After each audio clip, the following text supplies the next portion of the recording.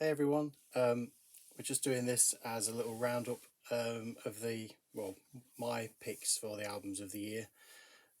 Sorry I haven't been able to do any sessions in 2021 for Nottingham, but that's the way it goes, I suppose. I'm recording this on Monday, the 20th of December, and it looks like that we may be heading towards another lockdown, but there we go. So, I'm not going to keep you very long if anybody's watching.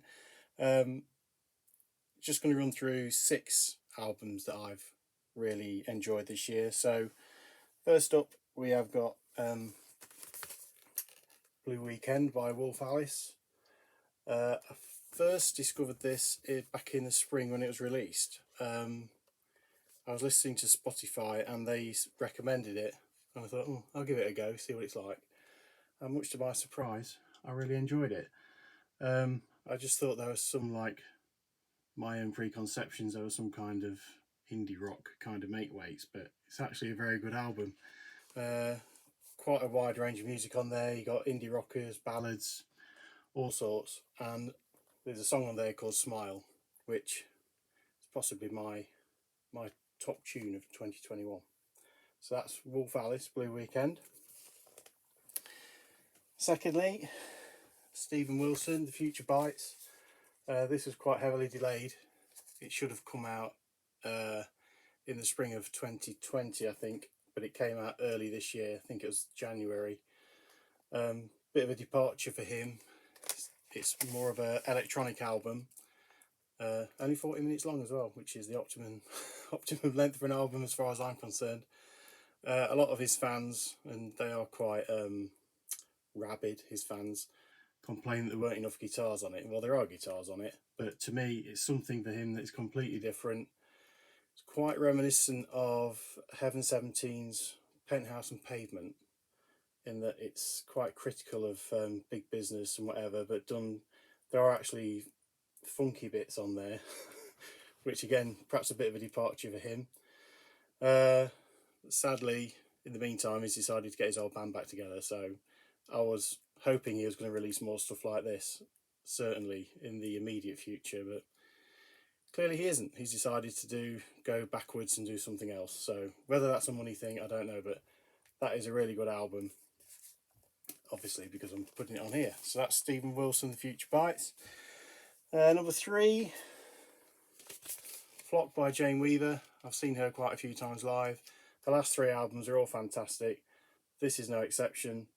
More of the same, what she's done before, kind of Cosmici sort of thing, krautrocky kind of Hawkwindy influenced, but it's accessible, really good, and she knows how to write a tune. Hopefully, I'm going to see her at the Rescue Rooms. Hopefully, if we're allowed out in February. So, Jane Weaver, Flock. And number four, Jan Caress, The Art of Losing. First saw her when she was a member of Simple Minds, and she used to do a solo Simple Minds number on one of the tours that we saw, um, and she was really good. So investigated a bit further. First album came out in 2016.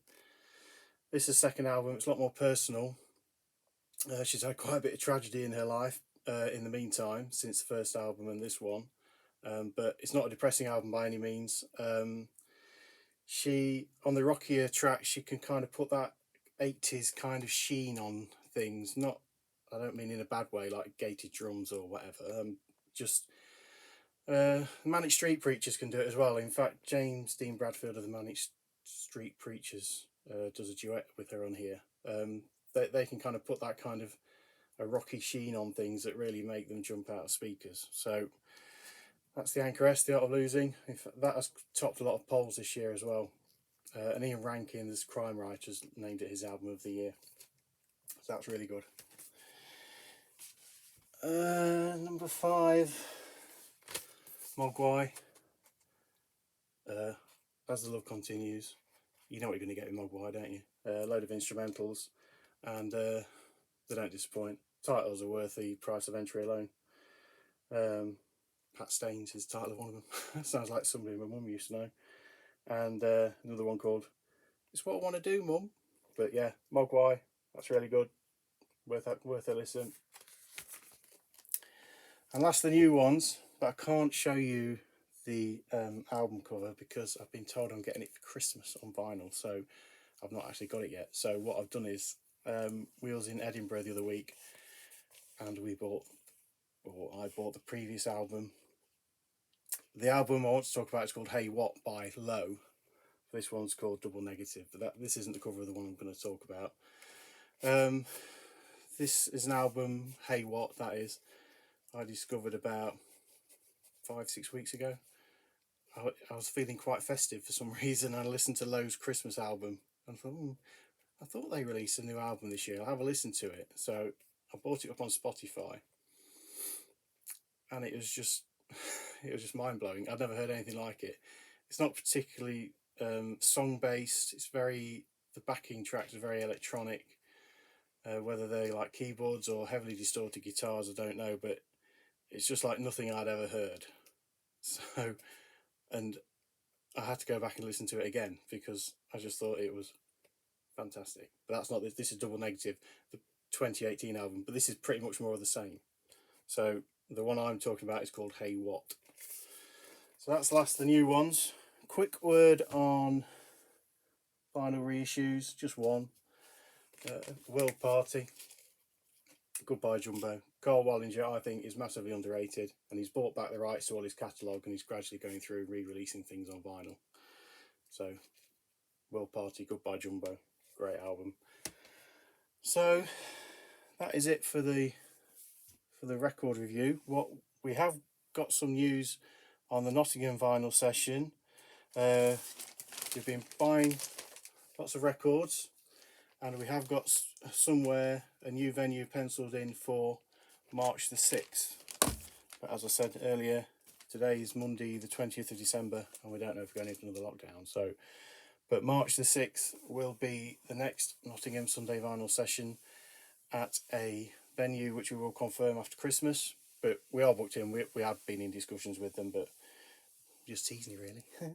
And if you are in Newark, then I do one of my own, which is called Sunday Vinyl, which is at the Organ Grinder, and the Organ Grinder pub, that is.